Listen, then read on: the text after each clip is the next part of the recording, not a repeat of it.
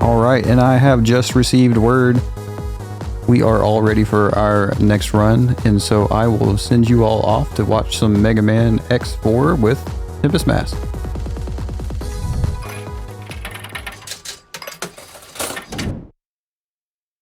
Hello, friends and fellow gamers. My name is Tempest. Some of you know me as Steve, and welcome to Mega Man X4, a game with a pretty epic intro, and one that I wish I could play for you all right now, but for the sake of time and all that good jazz, we're just going to have to skip our good old announcer friend. Now, you're probably wondering, so what gives? I thought you were supposedly the teacher of this game, and yes, I was. I assure you, what I said at the end of Blast Core was very much true. Unfortunately, my runner Chryson is experiencing some unfortunately untimely technical difficulties, so I have been given the blessing to take over. And hopefully with today, I will be showing you not just a good time, but hopefully proof that you too can learn this game for yourself if you so choose to, because I truly believe this is the easiest of the PlayStation 1 Mega Man X trilogy to pick up and learn for yourself. And joining me will be my good friend, a community veteran, the Sid. How you doing, man? Hey, yeah, the permanent +1 is here again. Sid has been with me for at least a good while now with a number of commentaries I've done with this game. So yeah. It's always good to have him along, but yeah, it's also just a running gag at this point, and this is probably the most last second we've had it yet. I'm just used to it at this point. I'm just comfortably numb. Oh, that's a good song. All right, so without further ado, the category is going to be X any percent. So this game has it where, unlike Mega Man X5 and X6, you do have separate campaigns per X and 0. Time will begin once I select the character, and of course, the objective is beat the game by any fast means possible. No completionists necessary for this category, and all that jazz. So we're going to get things going, and we'll rock and roll in 5, 4, 3, 2, 1, go.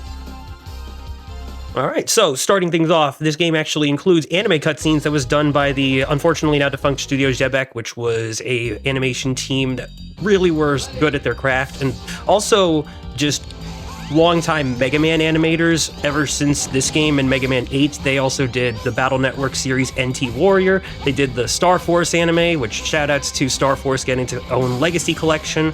It is honestly looking really good for Mega Man between both Sonic Racing Cross Worlds and the newly announced Mega Man Dual Overdrive, which has me so giddy. But all that aside, this game was released around the mid-1990s and was the first time X made it to the PS1. I do remember purportedly this game was supposedly being pressured to be in 3D because Sony wanted their games to be 3D at the time, but Capcom was making a case where, all right, if we can't do what we want here, no Resident Evil, something along those lines. I can't remember if that's the full story behind it, but nevertheless, we'll start talking about the momentum. So Sid, if you would like to quickly discuss what makes this game a bit different from the Super Nintendo titles before it. Yeah, the Super Nintendo titles, your main form of movement would be dashing into jumping. X1, you had to earn your dash, but ever since then, it's been a thing you just always get from the start, thankfully. The regular ones that you want to dash and then jump out of it as late as possible and maintain the momentum. Unfortunately, with X4, there's a really nasty couple of startup frames to the dash, so we just dash jump over and over again to maintain the speed. Makes the movement a little bit more awkward, but it lets us hit the speed without the slowdown, so... This is our intro boss, Eregion, and one wonderful thing about X4 and the PS1 games is that you have access to your semi-charged shot the moment you see the charge particles appear, which makes the semi-charge a lot more quickly effective for taking out this boss's health pool. Charge shot does take a little bit more to charge up and therefore is a bit slower to bust him down. Aside from that, the boss fight, there is a way to manipulate him to prevent him from flying off like that, and unfortunately I'm just not all that good at that yet. They say it only takes like one particular jump to make it work or something along those lines. I don't know, ask Johnny Go, I guess. But aside from that, I mean, yeah, we're just chilling and jamming. We met Colonel. Fun fact, I actually had Mega Man Battle Network as my gateway to the franchise, so I met Colonel in Battle Network 5 before eventually learning about X4, and the rest is history. But yeah, more on that later. For now, we're just going to start things off with Web Spider. I almost did the 100% routing. I mean... I did mess around with that as being the any percent route, starting with Dragoon, because it's like, oh, you don't need the armor, and then I realized how much it actually helps, and I'm like, never mind. Well, there's actually a good point to that too, because at this moment, I do not know this route just yet, but the community has recently discovered that there is a way to now go to Dragoon first, because we now know of a way to use the ride armor and be able to clip through what would otherwise block our progress, thus allowing us to get the body armor, which is major. But I am just a future seer, apparently. X2 and now this. Yeah, I still don't know who found that out, but certainly it has proven to be quite the find, considering this game is otherwise very airtight, normally speaking. But aside from that, yeah, it was also, funnily enough, a bit more recent that a new world record for this game has been done on the Japanese version, supposedly. I can't remember if that's indeed true, but I think it is, because I mean, it's my friend Zero Blade Edge telling me. I'm pretty sure it's valid.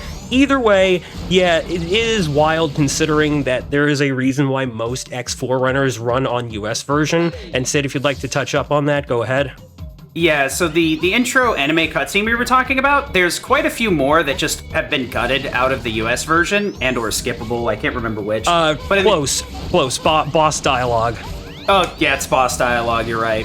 When you go in there, the boss has a nice little speech that you can't skip in any significant way, so you just kind of gotta be like, yeah, man, if I stare deeply enough into your eyes, maybe you'll die before I start the fight. You'll just give up. Just gotta hope, I guess. Do whatever you can, man. But it is a good point that, you know, if the game had less anime cutscenes for it, then yeah, technically it would be faster. But yeah, no, the US localization of the game did remove the boss intro dialogue as well as other dialogues they say. And part of this was because I guess they were in more favor of having the characters that they did dub say stuff. So bosses like Colonel, Double, General, and Sigma, those are the sole exceptions in this case. But more on that a little bit down the line, because right now we're going to be moving into Web Spider. This is one of the jerkiest boss fights of the Maverick pool, one of two anyway, and funnily enough also shares a voice actor with Cyber Peacock. And you would not know that because you would only hear Web Spider talking in the English version, whereas Cyber Peacock is completely mute and it's just sound effects. So it's funny how that works, but yeah, go on, Sid. So this guy's weakness is actually Slash Claw. The problem is that it'll knock the spider to the floor, so fighting him Buster only is actually a lot more beneficial. The only other boss weapon that would give us benefit in this stage would be having Dragoon's Fire, because we could actually melt some of those trees to take a shorter route to the boss, but between the weakness not really doing much on this boss and the fire only being a slight benefit, it's a good first route without that clip that you were just mentioning that has me very interested. Yeah, trust me, I plan on doing it as soon as I can, but until I actually master the trick, I figured for all intents and purposes it was better off to just stick with our guns. Yeah. I'm pretty certain, too, that it was like a little bit after the draft that it was discovered anyway. I'm almost positive it was a this year thing, because I've been running this game for a few years now, or something along those lines. What the hey? Yeah, it was Storm Owl. I do not have my splits up, so I am only confusing myself in the process. I mean, it's very easy for people to kind of like pick on people for that, but it is really easy, especially with multiple routes, to kind of forget the order. Each one of the categories for every one of these games has a separate route. For the longest time, when back in my day, the only category was Hundo for X and Zero. Zero and them, they just really needed to grab an extra little, like, upgrade that gave you more lives if you died, so that never really saw use. It wasn't until more recently that any percent came around and people actually started taking it seriously. So it's very nice to finally see that, because I was the first one kind of memeing out any percent routes with this. That and Shoryukenless for X2, which is what I was referring to earlier. because I kind of like was just bad at doing Shoryukens, and I'm like, this has to be faster. Turns out in a task setting, it is. Yeah, pretty much. It's funny how that always works in tasks. But yeah, more or less, the big thing about 100% versus any percent is that 100% is still considered faster. And this is for good reason of you have more... Dang it! I almost had it right there. Yeah, that movement is actually pretty precise. I should have been yapping instead of Tempest. I failed to do my job properly. It's my fault for not doing my job properly and passing it on to you. Yeah, so this area is pretty rough. There's actually a Buster upgrade at the top that we can get here. It's just really hard to do because these spikes are very not generous. The only way you can get up there is with that web, which actually acts as a pseudo wall for one jump. So you have to place it in the right spot to avoid bonking at any of the spikes. You dash jump, you hit the right spikes, you jump too low, you place the web too far in, you die on left spikes. Everybody dies to those. Everybody. I have not met a person yet that has never died on them. I mean, if you're playing Rookie Hunter difficulty, which, is totally valid. Yeah, I mean, I forget that exists, because I'm such an old man.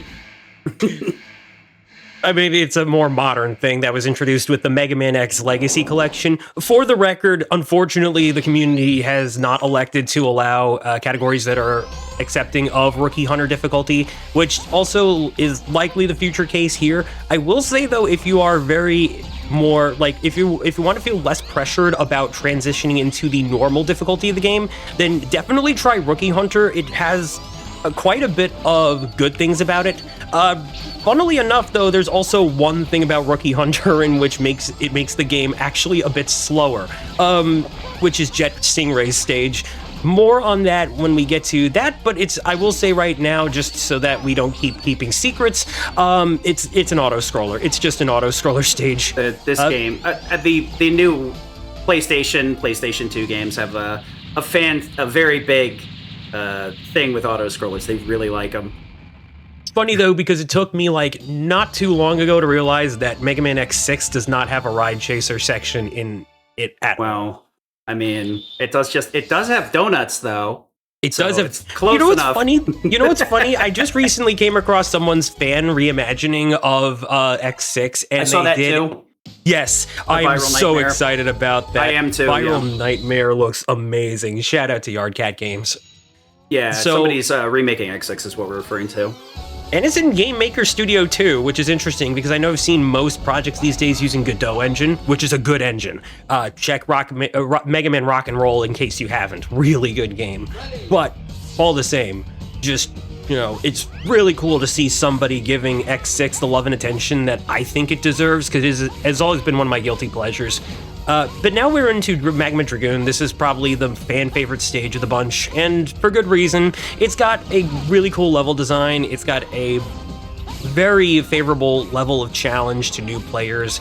It also happens to have one of the most solid weapons that you could give to X, even though it's a bit more vertical appreciative, for lack of a better term. But this is basically the textbook definition of viable starter stages, not to mention that 100% does go here in order to minimize the amount of backtracking to one time only. And that's the odd part about the new route for any percent in being able to clip into the boxed off area, is that I think they've tested it's less optimal in 100%, which is ironic, but I would also understand for more or less. It's interesting to think that a stage and a half revisit is faster than clipping through it, but I guess I'd have to see the numbers. The community is very good about testing, so I rarely double guess the tassers out there and the frame counters. I'm like, no, my job is to talk about the game. That's it. So we got Dragoon here. This is a very Street Fighter coded boss fight. He's very much Akuma-like with his Hadoukens and Shoryukens. He's also got the lowest iframes to count, though, with up to half a second at least. And so it's with that in which I can use a bunch of charge shots to hit him. It's mostly recommended if you're going for a serious time that you do not use the double cyclone, his weakness, which I do currently have access to. but it also gives me a chance to charge it up, and I have seen Dante STWeeb1 do this for his world record strats, so it's not to say that it doesn't have a place. It's just preferential, use at your own discretion, because this also falls back to what Sid said about boss weaknesses. So, just a little something to keep in mind. The other struggle with boss weaknesses is not only do we have ones that like fall to the floor and take forever, but hitting them with their weakness, generally in every single X game, will have longer iframes. So that's why you'll see a lot of either mixing and matching, or trying to do our best with just a buster. So if you've ever seen an error, by the way, I should have gone to Dragoon 4th. Oh, we don't, and there's not even like a good spot to just dip out, huh? No, it's fine though. I mean, honestly, I could just skip the Nova armor. It's fine. It's fine. This is technically the order. Look, I'm going to be real, folks. I have not put a. This is going off of muscle memory for the most part. I have been teaching the game. I haven't really had much time to practice the game because again, this was a bit of a last-second scenario. So please forgive me if I do end up making a few more mistakes along the way. This is probably the most impromptu I've had to do things, but we're already looking pretty good in terms of pacing. I just think it's going to maybe be a little bit off pace if I have to go for the backtrack to the Nova armor. It's still a good thing to have, though, and you better trust me on that one, because we're already going to have a very strange Colonel fight as it is. Yeah, the Nova armor is really good. It'll help us skip a mini-boss, and it also does a ton of damage. There is a way to get in ultimate armor in this game, but it's only activated by a button code, so that's why we're getting the standard armor here. The ultimate armor just gives you infinite Nova strikes, which you'll see later, or if you've already seen this game, you know what I'm talking about. So, Slash Beast stage has both of the train segments operate off of frame rules or frame rolls. So if you're familiar with the terminology of waiting for a bus in Super Mario Brothers. The Super Mario Brothers runners are gritting their teeth. Yeah. The first section, when you defeat the mini-boss, has a variable cutscene length of what leads you into the transition point at that. Now, going off of the ride armor, the one thing I'm going to avoid doing is hitting the side of those cars. Otherwise, it's a flashing lights warning, and the only real bad one of the game, because it's just not good. The screen flashes red. It's what were they thinking? What was Capcom thinking? But we're okay. We got past it. I wasn't going to make that mistake, I swear. That was pretty decent. But yeah. The ride armor is good for just keeping your health in check, because one of the big things about just fighting Slash Beast is that because of this way we're doing it, I'm not going to have his weakness. And it's going to be a slobber knocker, yeah. Yeah, just a little. Normally you can keep him trapped to the floor. You'll be able to see it in the boss refights. But we're going to have to buster fight him, which means he's going to be a little bit more mobile than we're used to, which is going to make this interesting.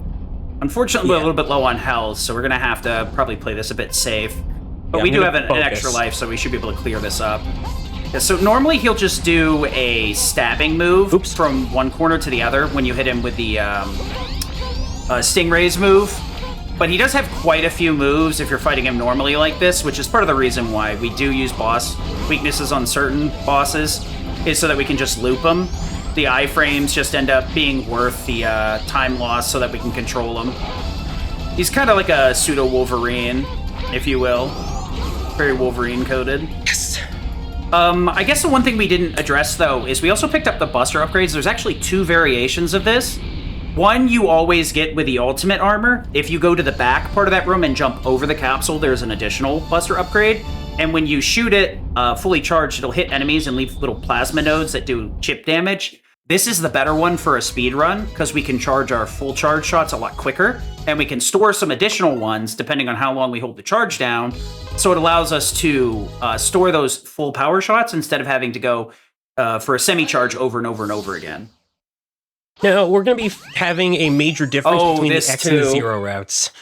So, Colonel, we actually have to face him twice. Zero gets an anime cutscene in place of this. I'll show you no mercy. Yeah, that's the cutscene I was thinking of. So this guy's weakness is actually Frost Ice. Normally the route is to get Frost before you go here. That's like the only thing you're super worried about. And that's probably where we were supposed to go, outside of that little menuing error to the wrong boss. But it's very easy to forget the routes, especially if you're teaching somebody, because you're teaching them the tricks and the individual actions rather than the whole route. It's like, okay, I'm having trouble on this boss stage. How do I do it? Well, okay, I remember what you have equipped, etc., etc. He is a pretty quirks. Yeah, a couple of quirks about Colonel is that he actually has a safe zone that his saber swings and shockwaves will not hit. So you can take it a bit. You could take it a bit risky, and could just work off of that. But the main mechanic that we got to work off of here is his stance changes, because when he does that, you notice his iframes reset, especially when he does the da back into the other side of the arena. So using that is key. I will go make the fetch for the armor, because not only is it halving good for damage is very good, and Nova Strike, yeah. Unfortunately, it's going to set me back a little bit of time off of my pace, but I think I'll just go for it for the sake of marathon safety, because I would hate to see myself just fight unarmored.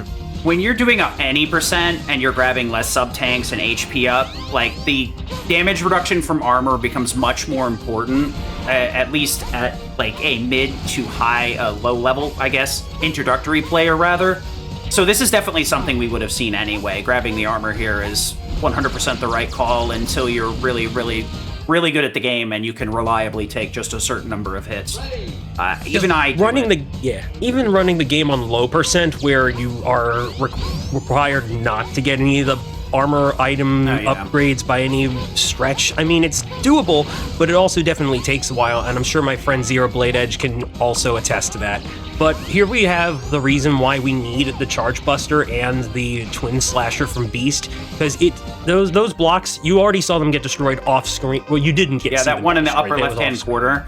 They actually break by charged S-Blades. So we needed the weapon from the previous boss, and we needed a Buster upgrade to break them. So that's why we had to route it the way we did. Apparently you can clip through it, which, once again, is really handy.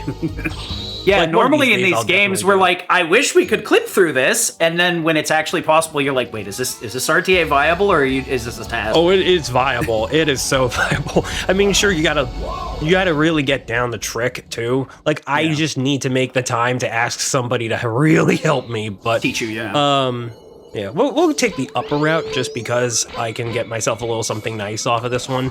I just gotta remember not to get the skip the pickups. But yeah, we'll get an extra life this way just for safety, and voila. Yeah, that upper route normally you never see because you have to go under to get the heart upgrade.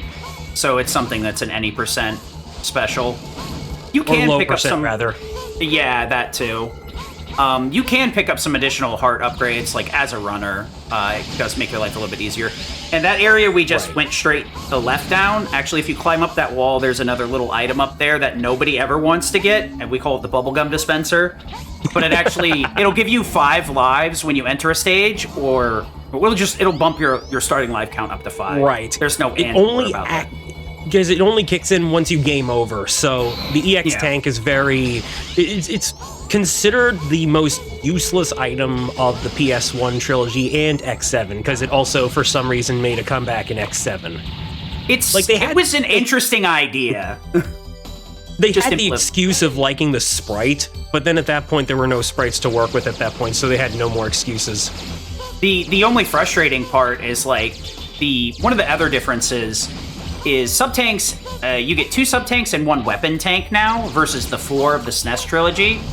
Though the big difference is, I believe you were telling me this the last run that we commentated together, that the HP actually fills the sub-tank without you having to be at, like, full health, which was always one of the frustrating parts about SNES versus PlayStation. You pick up HP, it goes into the tank, period, with the PlayStation trilogy, which is such a nice feature. It does go back to requiring full health in X7, except for max HP recoveries, which ironically is the trade-off for PS1, because full health recoveries will still recover your HP to the top, but it won't do the same for your sub-tanks. It will only take a little bit of it, so it's with that consideration in mind where there's a bit of a give and take. And funnily enough, X7's sub-tanks are best used with those full heals in mind, just given how generously placed they are in the last level. But yeah. Either way, we have Frost Walrus. So quick shout out to my friend Chair G Tables, who famously said, shout outs to Frost Walrus in Slurpathon.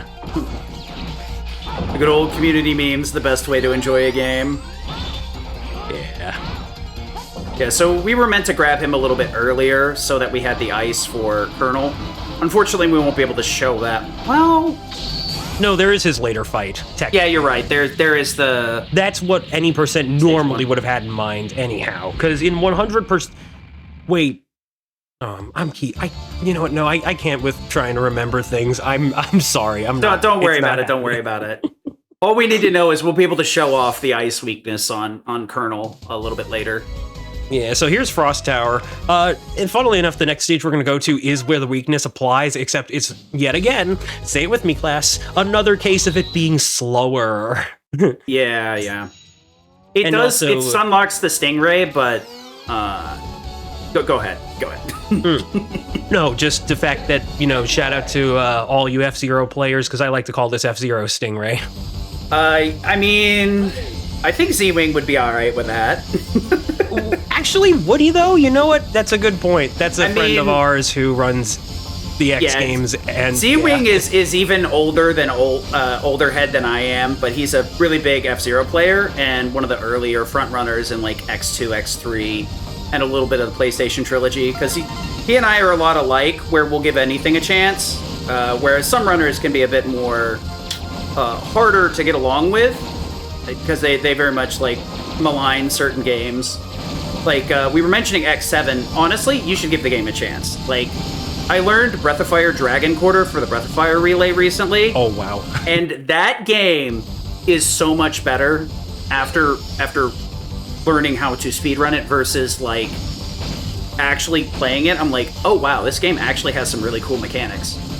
I would also agree in a similar sense, yeah, because when I had to learn Blast Core, it was upon eventually practicing the tracks for myself that made me realize just how much less I was worrying about things as compared to, say, the levels with the Backlash, which the run for this event still gave me quite the time. Ooh, excuse me. Oh, gosh dang it, I hate it when I do that. No, but, yeah, case in point, we're chilling. We did grab also the nice tank there real quick. That's one of those freebies that, like, unless you're doing low percent, you're just gonna grab it because it's right there. Yeah, teacher's notes, definitely make sure to do the midair dash when trying to get that on the point that I jumped at, because if you end up missing it, it's going to look a little bit embarrassing, mainly on account of, sure, you have another sub-tank you can grab, but it's also like a concern if you have to, oh, really, dude?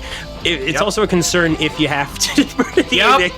As soon as we started talking about his weakness, I'm like, I know what's going to happen. 100%. The case in point there. All dives. Oops, all dives. So there's the Nova Strike. I just demonstrated it for you all. It is one of the most powerful tools of the kit. Just like the Giga Crash before it, though, it does build itself off of taking damage. But good news, X4 also has it refill if you pick up weapon refills. So it's very handy for that, and I'm actually shocked that I forgot to use it on the Walrus earlier, but whoops. Because, yeah, luckily max weapon refills do fully refill the bar, at least to my knowledge. I mean, to be fair, like, it actually does something unlike Giga Crash. Like, Giga Crash is just a lag generator and a time loser. You're just like, which is unfortunate because it's so cool. In concept, it is very cool. You use it on a boss, it does like 2 damage. You know, like, I could have done that as soon as I hit the button. And like sadly, Mega Man Extreme 2 doesn't fare too much better with its Giga Crash, so... Yeah. Zero Final, on the other hand. I gotta get a copy of Extreme and Extreme 2 again. That's something I might pick up in the future.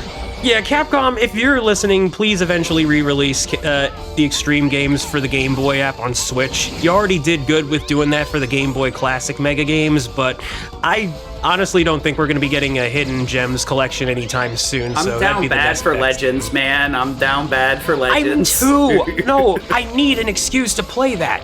Like, I'll hook myself up with Mega Man 64 if I gotta, but yeah. Gosh darn it, man. Like, not even the PSP version has English localization. Oh, Well, yeah. okay, the PSP version also lacks a couple of important Features. buttons, but ask Blue Metal I about remember that like one. grabbing that and playing that version, and I'm like, eh. So this is the reason why we wanted to get our Nova Strike here. The screen may look a bit funky. It's supposed to scroll over and screen lock with that vine on the bottom, but because of the specific movement we did, the screen lock didn't implement properly, so we can just dip on out instead of fighting the mini boss. I will make a shout out to my buddy Victory Cannon, who I commentated for this game during a T-Trees out of the box on the GDQ hotfix, because he did show that where I specifically stopped and stuff, there is a lot more room for error with trying to position yourself for that trick. And all it really takes is remembering the fact that Nova Strike will not activate if you are in dash momentum. So if you see the X after images, that is what I call dash momentum. Nova Strike will not work for some ungodly reason with that going on. And that also applies to the hover boots leg armor, which I did skip. That's located in Web Spider stage and might as well be the easiest God-given gift that you could get for armor aside from leg parts, Chill Penguin, and X1. Yeah. And it's just as straightforward as going right where I went left. Yeah, there's like a little hidden alcove by a waterfall within like the first 5 screens, if you want to put it that way, when you start descending. Man. Oh yeah, we were trying to get up a little bit early here, but didn't work out appropriately. It's not necessary. It's not even that huge. All it does is just give me time to beat the camera and then work my way up to the boss arena. Yeah. Well, no, I wouldn't be able to grab that stuff. I just Oh yeah, you're skipped right. that. Yeah. It does put you right next to Mushroom, and it's funny. Check out Speed Doc, my run on Speed Docs, if you want to see that in action. So this is another case of abusing the weakness here. Will cause him to drop over and over again. So we can get 2 in on either cycle. One when we hit him in the air, and then one when he falls down. The trick is, like, you gotta time it a little bit, though. It's kind of goofy. Because you want to hit him right before he jumps away so that he's vulnerable. But if you hit him while he's falling, he's still invincible. A lot of bosses in the X series actually have, like, bugged iframes. There's at least one in every single game that has either bugged iframes where they're completely vulnerable to attack when they shouldn't be, or, like, they have a couple of frames of weakness where you can double dip on damage like that. Yeah, Split Mushroom is one of those cases, too, where, like, you gotta really be considerate of the positioning of the web, lightning web, because every time you hear the little discharge sound effect, I apologize if my noise cancellation completely cut that out, by the way, because Sid can hear me just fine on Discord, but on the stream, I'm using a noise compression I bought this plugin on Cyber Monday. I'm gonna use the heck out of it. Yeah. So, but I digress. If you shoot the web on screen, you won't be able to shoot another one until the web dissipates, is what we're trying to get at. Dang it. So that's why we were shooting it off screen, because if the web lands off screen and would create the web, the game just deletes it, so you can shoot it again. Yeah, and you can use Nova Strike to cancel it out, which is what I did during the fight. But aside from that, you do also have the option of touching the edge of the web. So, like, there's a point up top, or no, sorry, not up top, below it. And if you hit that, it will cause it to go away early. So you can do that. But aside from that, it's the whole gimmick of when you fire a weapon on screen, until it disappears, you can't switch out, which was the case with most Mega Man games, such as the infamous Gemini Laser in Mega Man 3, a game that lag laser. Yeah, lags the heck out of just about most things. So we're using Soul Body here that we got from the previous boss to get rid of these orbs so we can move a little bit more efficiently. We're going to be picking up the head part here, or? Yeah, I think I will, because there's no point in not. Yeah, I mean, it unless you, like, manage to do the movement properly to jump over it. So you can jump over this capsule without triggering the cutscene, but it's not the easiest thing in the world. The head part here actually is probably one of the better head parts in the entire series. This actually makes uncharged boss weapons completely free. As long as you have weapon energy, you can fire the uncharged shots for free. So you can use a couple of charged shots and then save that last little bit so you can spam. And it makes a lot of the bosses much easier because you can spam the charged attacks, which are way more cost intensive. Ooh! I rocked by the block, so is that rolled by the ball? That's... I gotta say it again. That's never happened before. I'm making a reference to another run he had me commentate, where there's an infamous saying with X2. There's some blocks that drop from the ceiling and come in from the side of Centipede stage, which also doubles as the intro for the final boss fight. And those boxes will one-shot you, so... I was like, all right, what's the equivalent here? I'm not actually sure. I've never had the ball do that for the vanishing platform before. I think I've managed to squish myself before, but I never gave it too much thought. I just reset and tried I'm talking again. about before the warp gate just now. Oh, yeah.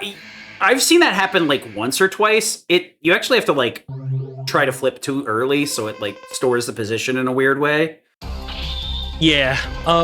All things considered, this is a Cyper Peacock. I'm going to try and do this boss a little bit interestingly. I do have his weakness out, which is Soul Body. However, I'm going to also attempt to use my Stock Busters so I can maximize the amount of times I'm hitting him, because there is just enough framework where if you get him to do that attack right there, which involves the energy tail feather thingy, yeah, if you get it just right, oh man. Well, I didn't want to use it on that move, but oh. When he's flying, you want to leave him be.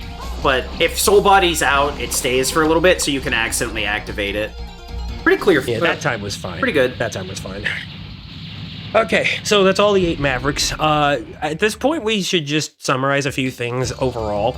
So this game does have a couple of ways to quit out of the game. Not many people would know this because it would involve the select button, but in the original PlayStation 1 version, if you press select in the weapons screen menu, the game does let you give the option to go back to the title screen. And if you load up a save file this way, it does have the option of continuing from where that left off. If you are mostly used to running off of save files, you're probably not going to see this all that much. It's important to note because in the Legacy Collection version, all functions that the select button originally had are moved to R3. In other words, pressing down on the right thumbstick. So you can still do this, and it's also cryptic. That's just cryptic. Man. In all fairness, they do move this to have icons that, show that what you need to press if you're playing something like X7 or 6, but, or no, more so 7 and 8, sorry. But, yeah, either way, I'm gonna get the safety health. Not a lot of people know about this. I didn't when I was running. I saw one of the runners grab it. I was like, hey, what? I would have loved to have known that was there. Thank you for the heads up, Zero. I appreciate that one. Yeah. Literally the same low percent run he did, you commentated. So Colonel's 2 is a bit faster in his moves, and also if we had the Nova Strike for fight number 1, the battlefield would not have had solid walls. It still would have prevented you from going out of bounds, but the big difference here is that the Nova Strike will continue to activate until it hits something that is considered a actual solid. So in this case, the walls will do that. In the case of the Memorial Hall, it won't, and that's why some runners would use the any percent strategy of trying to get the Nova as soon as possible. He's also got a couple of new moves, by the way, that too. Yeah, so these new moves hit like a truck. So Energy Breaker does do that little scatter thing going. A Ground Crush is a lot more readable, I would dare say. So if you ever get to see it, don't be too afraid unless you're at low health. A lot of these fights there are some attacks that are just, excuse me, what? How am I supposed to see that coming? But for the most part, I feel like if you've done a couple of rounds with a boss, they're pretty easy to read as long as you're focused on reading them casually. Speedrunning perspective, it obviously puts you... Go ahead. Yeah, no, it's all fine. I will say there was an anime cutscene right there before the stage started, which is a little bit different in the case of after this boss. In Zero's campaign, there'd be an anime cutscene after the boss. Just a minor point of note for between the two. So yeah, imagine having a rookie Maverick Hunter whose name is Double, and he just so ended up happening to be a double agent. Gee, I never would have seen that coming, and my friends like to call me Backstabber backstabby Damn it, I forgot the joke we did with OG Happy Dude. Yeah. Backstabber McTrader or turncoat. Backstabber McTurncoat. But my friends call me BS for short. Yeah, I gotta hope that like the translation was a little bit more spot on, but you never know. So his weakness is Storm here, but it generates these little bat, I guess, things that shoot projectiles, and the damage kind of adds up quick, so it is usually not something you want to do unless you're in a hundo run, because you have all the health in the world and the armor, so you can just kind of spam them with reckless disregard. Yeah, damage checks off of his drones that spawn from him, though, when you hit him with his weakness, do less damage than he does. So the trade-off is you want to focus on doing it off of those things rather than him, and then you stand a better chance of surviving with that kind of strat involved. Otherwise, yes, I would agree with Sid that for anybody just learning him, what was I thinking with that one? That's a way to go. That is surely a way to go. I mean, I can't lie. I've done that one. Please don't do it twice. I wasn't planning on it. But now we're in danger because... Oh, wait, come on. I forgot I've cursed it. Okay. Get him off the bench. Take the mic away. He's making the runner throw. Oh, man. You know what? We're all good. We'll make this work. This game is very generous about continuing, because like with Mega Man 8, which I consider it something of a sister title, it's got two areas. And hold on a second. Oh yeah, so I didn't really realize why we were giving the weird movement here. The leg upgrade is kind of moot in this game because it lets you hover, but I forget that it also allows you to air dash, which is its main normal gimmick. So it does make some of these movement segments a little bit more annoying than they should be.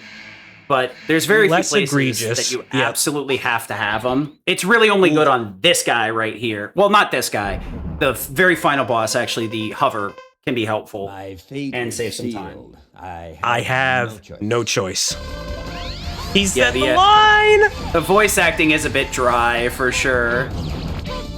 It's the same voice cast as 8, by the way. So Mega Man 8, they literally just did the same recording sessions for both games or something like that. I forget what it was that Ruth Shiraishi, X's voice and Mega Man's voice from both games, confirmed in an interview, but it was something along those lines.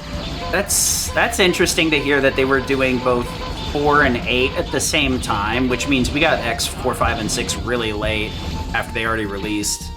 Yeah, from what I recall, I believe this was Japan living English voice actors, which is still something some people do. It's not something you see as often, but it has existed. I'm pretty certain that was the case with the cast of X7, and most of which would still go on to do Mega Man ZX Advent for the DS much later on.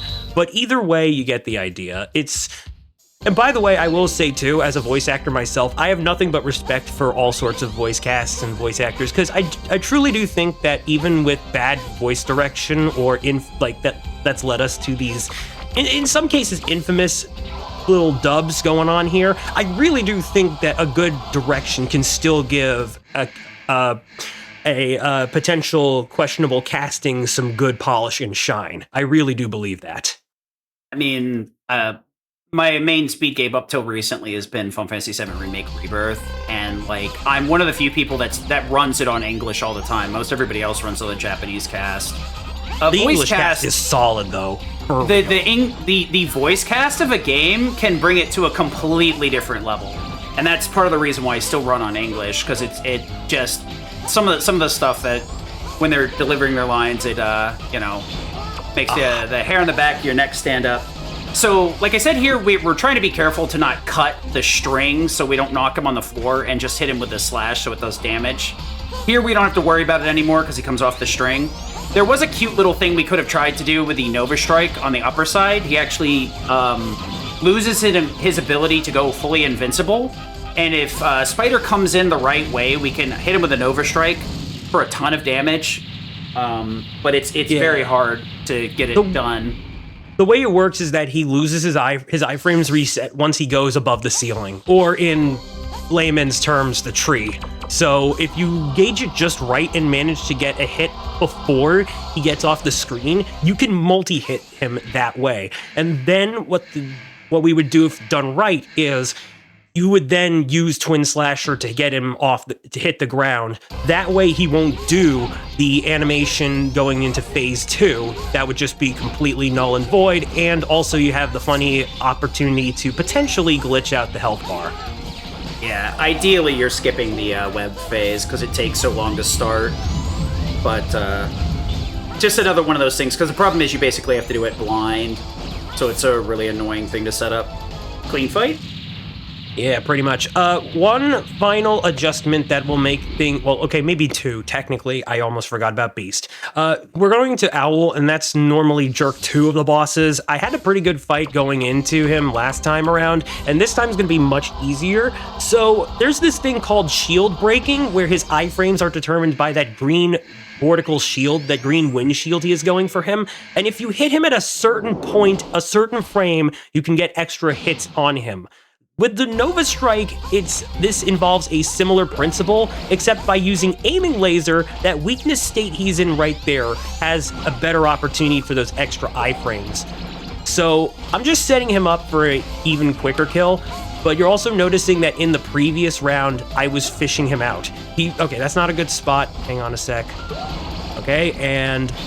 Okay, nearly there, not quite, but you get the idea. If that worked, you would have seen his health go down way faster. Yeah. I guess one of the other things we kind of glazed over, if you're not familiar with the Mega Man X game, so I'm sure a lot of the viewers are, this is one of the first games where you actually get 2 Buster buttons. So you can dedicate one to your actual regular Buster and your boss weapon, but that's how we're charging our X Buster and keeping, like right here, the Flame Uppercut out at the same time. And it's a nice way to mix and match damage without having to toggle on and off boss weapons. It's a very nice improvement. There were some uses for having to toggle boss weapons in the previous games, but they were more niche uses for very difficult tricks rather than something that would help a casual out normally. We could see the helmet making this really nice too, because our weapon energy doesn't empty out, so we don't have to worry about running out at any point. Yeah, anybody that wants to pick up this game, don't skip out on the helmet. Only unless you're feeling a lot more confident with boss strats. Without it, I would recommend that, because the only thing it really does is just save you maybe a certain amount of time. It's why Dante went for it in his world record runs, and it is easy to perform if you know your positioning with the lightning web for the capsule. But it's like a 10 to 15 second time save versus being able to perform the whole run without having to worry about running out of weapon energy. Because a lot of the time early on you can whiff shots, and the next thing you know you're like, wait, I don't have any more left. Especially for the final boss, he'll chew through your life really quick. So not having to micromanage your weapon energy very much helps. It does help that you have the weapon energy tank, because that also can help fill up your Nova Strike gauge. Mitigate, yeah. And also, your overall weapon ammo consumption. But again, to that point, you want to definitely have as much safeties as you can when starting things off. Because again, I still say that this is probably the easiest of the PS1 games to learn. And also there are different leaderboards for different platforms. So there's the original hardware version, whether you play on PS1 or Sega Saturn, or even a backwards compatible PS2. Then there's also the X Collection, which was released as a North American exclusive to the GameCube and the PS2. And then the Mega Man X Legacy Collection. All 3 of those versions have their separate leaderboards via the community decision. So, yeah. Yeah, they all have slightly different load times and stuff.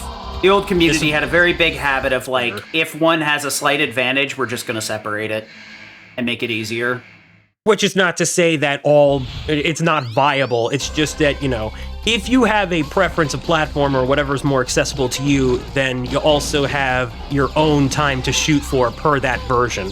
I'm personally not opposed to that sort of thing, especially if it makes sense. I would say, too, though, that I suppose there are some games where this is just my personal opinion. I'm just shooting for Just no rambling. reason, really. But it's hang on a second. Actually, got to focus a little bit because my health ain't looking too good. I will pull this off. I think I can manage it. I think it's just a couple of charge shots. 4, I think. Yeah, Oh, no, 3. just three. Should have gone with my gut instinct. Yeah, and then I'll just get the safety health, and then yeah, it'll lose a little bit of time, but it's just Peacock left. But all right. The upside is that X's 5 to 7 on the Legacy Collection are viable on all platforms, so you do not have to worry about that because those, well, X5 and X6 use IGT, and X7 I mean, it's X7. It's RTA, but it's X7. I can't really say much else. 5's only like, I guess, handicap or whatever. The thing that holds it back is the cannon, but there's a bunch of ways to manipulate that depending on which version. I think the one method I'm aware of watching the intro works on every version at this point, but I could be wrong. But we're not going to get curious about that too. Yeah. Yeah, X5 is a very weird one, but I don't want to drag it out. Drag us too deep down No, it's all good. And speaking of not dragging things out, I do think this is actually a good... Well, while we do have the rest of this boss refight going, Shooky, if you got any announcements or donations to read, now's a good time. Yeah, absolutely. Let me do a refresh here. Okay, nothing there quite yet, but if you would like to donate to community, you can visit our Tiltify campaign at speedromizer.live/donate. You can also put !donate in the chat. And of course, community is British Columbia's queer, trans, and two-spirit resource center. Their mission is to improve these individual lives through support, connection, and leadership. They envision a vibrant and diverse and celebrated queer and trans communities where individuals are empowered to live their lives fully and free from discrimination. Thanks to your support, community will be able to ensure that no one in British Columbia gets left behind. Thank you very much. And yes, folks, definitely keep on supporting community. We definitely have the rest of this weekend, and I still owe a $5 donation from my Blast Corps run. So you're definitely going to see that at some point or another down the line. I promise. It's for a good time. But let's just say I owe DJ just as much as he owes me for this. No, I'm kidding. So, yeah, Sigma, go ahead. Yeah, the Sigma here, he is only really weak to fire. It can be very annoying. You can end up taking a little bit of damage here, but charge fire gets through him quickly. This phase is a little bit more dangerous. He actually can move around and do things. He's weak to the web here. So when he's in the center of the stage like this, it's very inconvenient. Oh, no. Because we do want to hit him with a web, but it also means that it gets kind of locked in the stage and puts us in a pretty tight position like this. We really would like to see him going over to the walls so that we can beat up on him a little bit. Here, we're going to see it right now. He'll hop to the wall and then kind of shoot a laser at the floor. I saw Tempest go for it. He wanted to hover there with the boots, which is normally what you do against that laser to just avoid it. But that's the one problem with running multiple categories with this game. You get used to like a specific form because you like your category, and you're like, yeah, I'll do any % every once in a while. And then you're like, oh yeah, and just face tank into something silly. I started with any %, so I have no excuse. All right, here we go. So this is the final Sigma phase, and I'll let Sid go ahead and cover this one. But time will not be on the final hit. Rather, it will be after the fight at a certain point. We will call it out. Yeah, we'll go out, we walk out of a door here, jump on a platform, and then that'll be time. Every phase is either going to be Sigma in the lower left corner or the upper right corner. This is where I was talking about the boots being useful. Depending on what attack you get here, you can hover, and then that's actually the one of the bad attacks because it goes so quick. But the upper right one will always kind of glaze the floor or shoot a laser at you that looks kind of like aiming laser. And what we want to do is hit him with Soul Body. This one right here is the actual like Stingray weapon. I hate this attack. There's two variations of this one. He either sucks you into the corner there and then has the spikes, or he blows you towards the wall, which have spikes. That one's super safe if you get it. You basically can't take damage. This is what you're looking for, because this can actually do a ton of damage. Oh, come on. Normally, you would just use the hover on the boots and bonk and just reset over and over again, because the hover is actually pretty short. We got a decent chunk of damage here. We might be able to survive with the sub-tank. Yeah. But every phase is intercut with one of these randomly chosen phases, which will have either red, yellow, or blue trying to attack you. We've seen all three. We've seen the ice, we've seen the fire, we've seen the lightning. GG. Floor Sigma's the most dangerous, so that puts us in a good position. It will still be a 3-phase here, so like corner, swap heads, then back to the corner, swap heads. Ideally, we can get through it in the next corner phase, but it doesn't look like... It may be. It depends on what phase he gives us. If it's a one-hit... Oh, yeah, his HP is super low. You do have to shoot him in the head, though. He's very much like Kaiser Sigma from 3. Tiny little hitbox. Big Sigma. All right. Time will be when I lose control of X in the next room, so get ready. But that was a very good run, all things considered, even if I did take things a little safe and had a few silly boo-boos there. And time. GG? Whew, GG's indeed. All right, so yeah, the overall plot of the game, Reploid Military Force, the Repla Force, they were conned into being labeled as Mavericks because Sigma tried to make them paranoid and then apparently did his usual Sigma manipulation anyway, so despite the general reasonably casting him away and saying, I don't have time for your nonsense, Stigma still managed to get them in this huge feud with the Maverick Hunters, and now all these could have been pointless deaths have happened, and X is reflecting on his time, and just, he's like, Zero, if I ever become a Maverick, I want you to take care of me. This is Ultra Uberness's favorite cutscene, so shout out to my buddy there.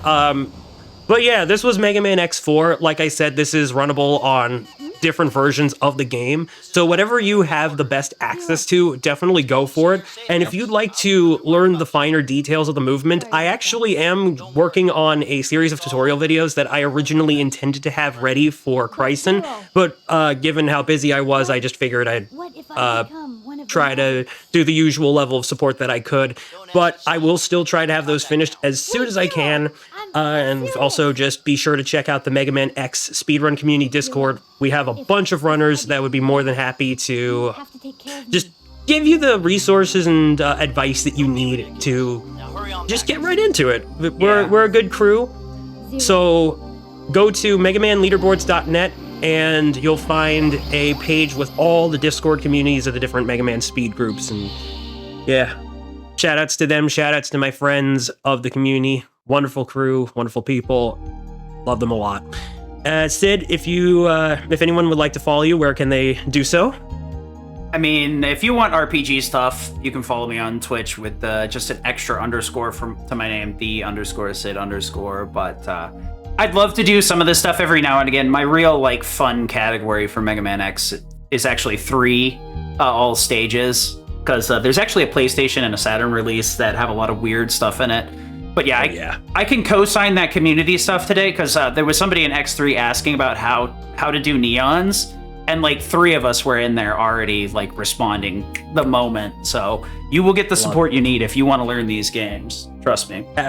Also, of course, shout out to Chryson, the original runner. I'd be more than happy to get him set up for a different time and place to at least show off the work that he put in, because he was also running off of keyboard. It's more of a preference for him. I'm obviously more of a controller guy, but really major kudos to anyone that can run this off of a keyboard, truly. And of course, if you'd like to follow me, my name is TempestMask1000 here on YouTube and Twitch, and also I've got a few various socials, such as Tempest Mask on Blue Sky. It's Tempest Steve and Steve Coletti VA at Twitch and Twitter. Sorry. I've got a card website. If you can find my if you can find my socials, you can find my socials there. Yeah. That's going to do it for me though, and that's going to do it for me with Speedromizer. Thanks again to DJ and George and the crew for having me. It's always a pleasure to do what I can and learn some wonderful games. Genuinely, I had a wonderful time with Blast Corps, and Mega Man X4 is a special game to me. So we'll see if I can get on for some future events whenever they're willing to have me. If they're willing to have me. Hopefully they haven't gotten tired of me yet.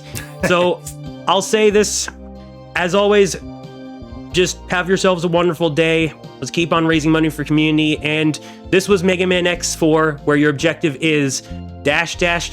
lemon, Colonel General. Ciao, amici.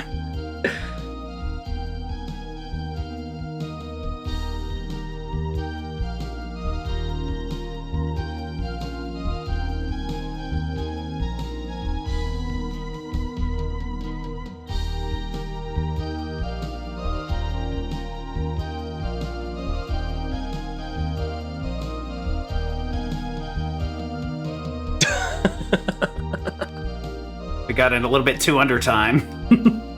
I forgot to say that's my usual goodbye. Whoops. Oh! Yeah, we already did outros.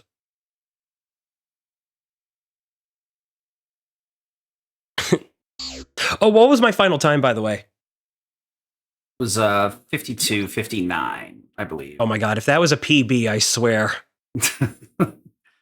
Just a couple of, does this hole kill me? Wait, does this hole kill me?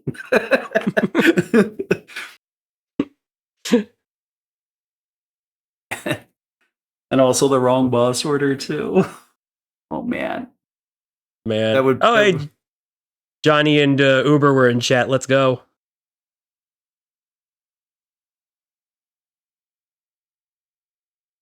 Oh, yeah, I'm sorry. I queued us out. Yeah, you're good to kick us to the curb whenever, my man.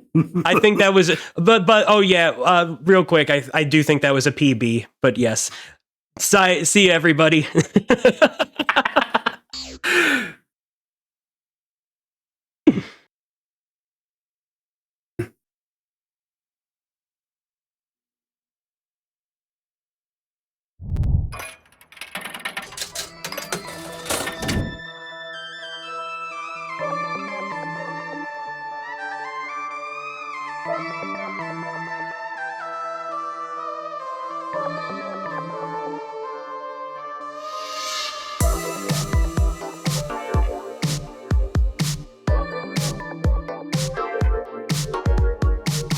All right, big shout out to the Tempest Mask and the Sid for Mega Man X4. And of course, you know, we are absolutely not tired of Tempest Mask. We even decided to have a few extra minutes of just some candid interaction and talking time.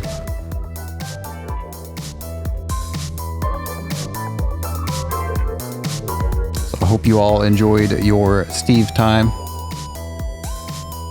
Our next run, of course, is Jurassic Park on the Super Nintendo. We are getting set up for that. And while we are getting ready, we will go to a short break. So be sure to get your water, your food, whatever you need to do, and come back and join us for some Jurassic Park.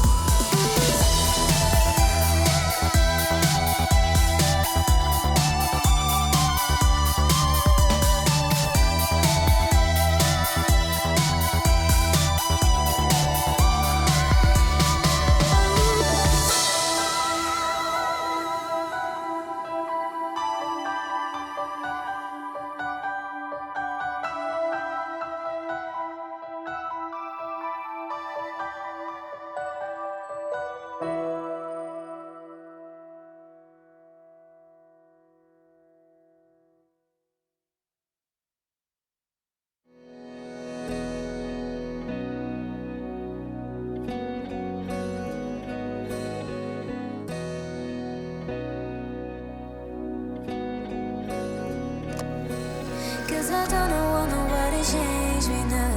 Cause I like to be myself. If you're not agree, you can walk away. You can walk away. You can walk away. Something in my mind makes me think I ain't nobody perfect. Something in my mind makes me think I ain't nobody perfect.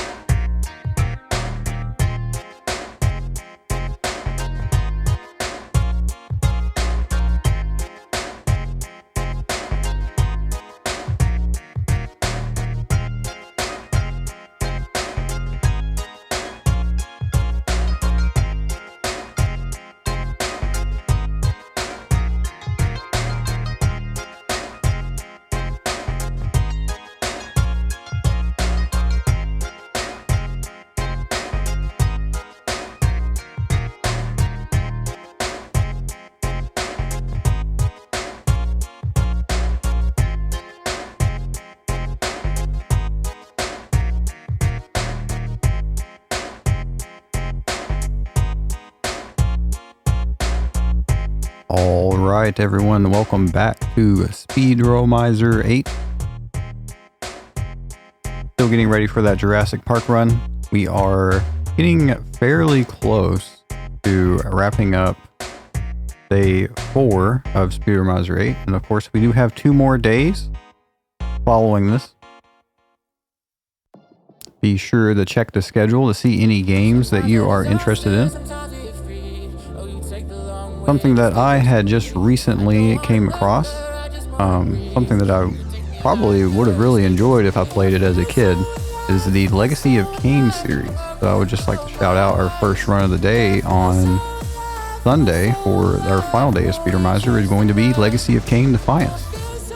So if you're interested in kind of a gritty vampire-ish storyline, I think that you will enjoy. Interested to see what the speed run will end up for that, because I have not seen much of it at all. But the Legacy of Kain games have constantly been something that has been coming up and starting to really get my interest here.